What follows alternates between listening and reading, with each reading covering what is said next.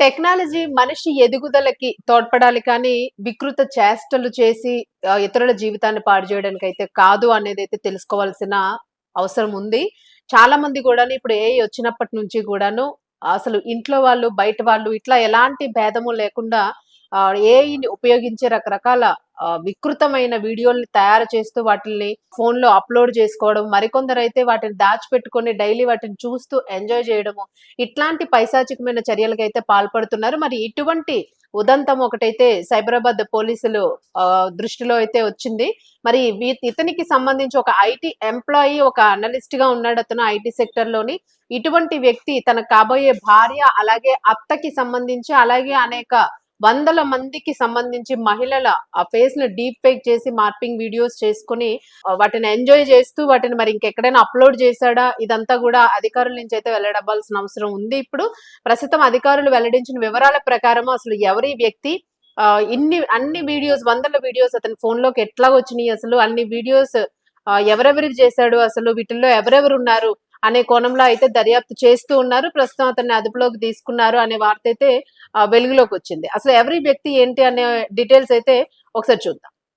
టెక్నాలజీని అడ్డు పెట్టుకుని కొందరు వికృత చేష్టలకు పాల్పడుతున్నారు. తాజాగా సైబరాబాద్ లో ఓ ఐటీ ఉద్యోగి తనకి కాబోయే భార్యతో సహా వందలాది మంది మహిళల ఫోటోలను డీప్ ఫేక్ టెక్నాలజీతో అసభ్యంగా మార్చిన ఘటన కలకలం రేపింది. ఏఐని ఆయుధంగా చేసుకుని పైశాచిక ఆనందాన్ని పొందుతున్న ఇలాంటి వారిపై కఠిన చర్యలు తీసుకోవాలని బాధితులు కోరుతున్నారు. కొండాపూర్ కు చెందిన సదరు నిందితుడు నానక్రామ్ గూడలోని ఒక బహుళ జాతి ఐటీ కంపెనీలో కీలక బాధ్యతల్లో ఉన్నాడు. ఉత్తరప్రదేశ్ కు చెందిన ఒక యువతితో అతనికి పెళ్లి నిశ్చయమైంది.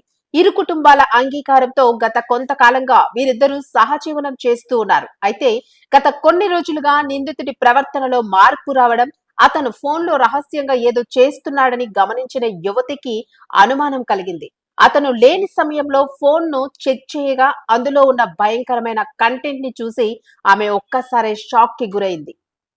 నిందితుడి ఫోన్లో కేవలం పరిచయం ఉన్నవారే కాదు, అత్యంత సన్నిహితులైన వారి ఫోటోలను కూడా అసభ్యంగా మార్పింగ్ చేసి చిత్రీకరించి దాచిపెట్టుకున్నాడు.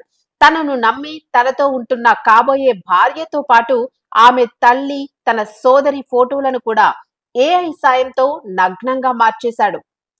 ప్రస్తుతం ఆఫీస్ లో పనిచేస్తున్న మహిళలు గతంలో తను పనిచేసిన కంపెనీల్లోని సహోద్యోగుల సోషల్ మీడియా ప్రొఫైల్స్ నుంచి అనేక ఫోటోలను సేకరించి వాటిని వికృతంగా తయారు చేశాడు.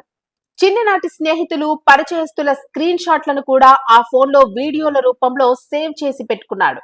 ఇవన్నీ చూసిన బాధితురాలు వెంటనే సైబరాబాద్ సైబర్ క్రైమ్ పోలీసులను ఆశ్రయించి ఫిర్యాదు చేసింది. రంగంలోకి దిగిన పోలీసులు నిందితుడిని అదుపులోకి తీసుకుని అతని ల్యాప్టాప్, మొబైల్ ఫోన్లను స్వాధీనం చేసుకున్నారు. ఇక ప్రాథమిక విచారణలో అతడు వివిధ ఏఐ టూల్స్, యాప్లను ఉపయోగించి ఈ డీప్ ఫేక్ కంటెంట్ ను సృష్టించినట్లు తేలింది.